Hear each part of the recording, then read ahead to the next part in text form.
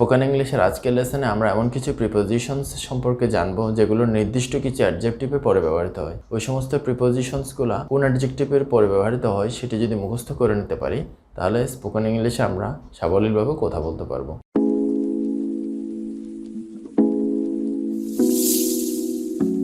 তো আজকের প্রথম অ্যাডজেক্টিভটা হচ্ছে অ্যাফ্রেড। অ্যাফ্রেড অর্থ ভীত। যেমন আমরা যদি বলি আমি কুকুরকে ভয় পাই, তাহলে এটির ইংরেজি প্রতিশব্দ হবে হচ্ছে অ্যাফ্রেড। অ্যাফ্রেডের পরে আমরা সবসময় ব্যবহার করব অফ। উদাহরণস্বরূপ I am afraid of dogs. I am afraid of dogs, আমি কুকুরকে ভয় পাই। অথবা I am afraid of spider's, আমি মাকড়সাকে ভয় পাই। তাহলে অ্যাফ্রেডের পরেই সবসময় আমরা প্রিপোজিশনস বসাবো অফ। এবার চলুন যাওয়া যাক পরবর্তী অ্যাডজেক্টিভে। পরবর্তী অ্যাডজেক্টিভটা হচ্ছে অ্যাওয়্যার। অ্যাওয়্যার অ্যাওয়্যার অর্থ হচ্ছে সচেতন। যেমন আমরা অনেক সময় বলে থাকি আমি বর্তমান সিচুয়েশন সম্পর্কে খুব সচেতন। তো এটিকে ইংরেজিতে বলার জন্য আমরা ব্যবহার করব অ্যাওয়্যার অফ। অ্যাওয়্যার অফ অর্থাৎ অ্যাওয়্যারের পরে আমরা সবসময় বসাবো of. For example I am aware of the situation. I am aware of the situation, আমি পরিস্থিতিটা সম্পর্কে সচেতন। তাহলে অ্যাওয়্যারের পরে আমরা বসাবো অফ। কোনো কিছুতে আসক্ত এটি বোঝানোর জন্য সাধারণত আমরা এডিক্টেড ব্যবহার করি। তো এডিক্টেড শব্দটির পরে সবসময় আমরা বসাবো টু।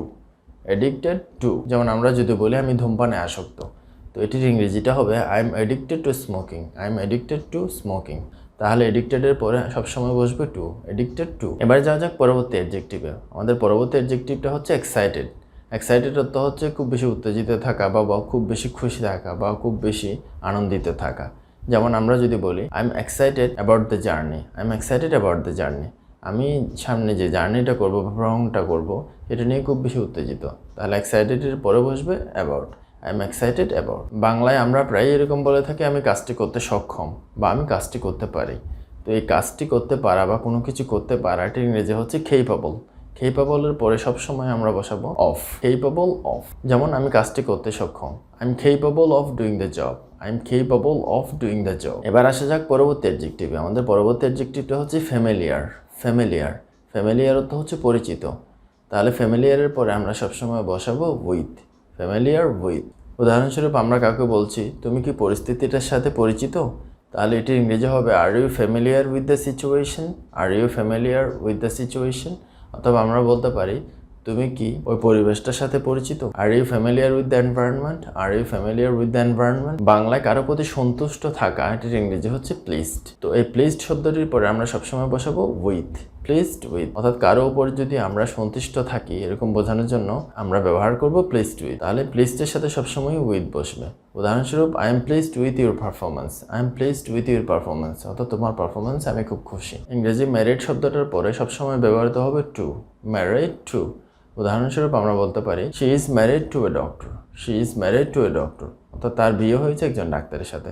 তাহলে ম্যারিড শব্দটার পরে আমরা বসাবো টু। কোনো বিষয়ে অসন্তুষ্ট বোঝানোর জন্য আমরা ব্যবহার করব ডিসঅ্যাপয়েন্টেড শব্দটা। তাহলে ডিসঅ্যাপয়েন্টেড শব্দটার বাংলা অর্থ হচ্ছে কোনো বিষয়ে অসন্তুষ্ট হওয়া। তো এই ডিসঅ্যাপয়েন্টেড শব্দটার পরে আমরা সবসময় ব্যবহার করব with. Disappointed with. Disappointed with. উদাহরণস্বরূপ আমরা যদি বলি আমি তোমার পারফরমেন্সে খুবই অসন্তুষ্ট, তাহলে এটিকে ইংরেজিতে আমরা বলবো I am disappointed with your result. I am disappointed with your result. অথবা I am disappointed with your performance. I am disappointed with your performance. বাংলায় গর্বিত শব্দটা আমরা প্রায় ব্যবহার করে থাকি। তো এই গর্বিত শব্দটার ইংরেজি প্রতিশব্দ হচ্ছে প্রাউড। তো এই প্রাউড শব্দটার পরে আমরা সবসময় ব্যবহার করব of. Proud of. Proud of. তাহলে প্রাউড অফ তো হচ্ছে গর্বিত। উদাহরণস্বরূপ I am proud of you.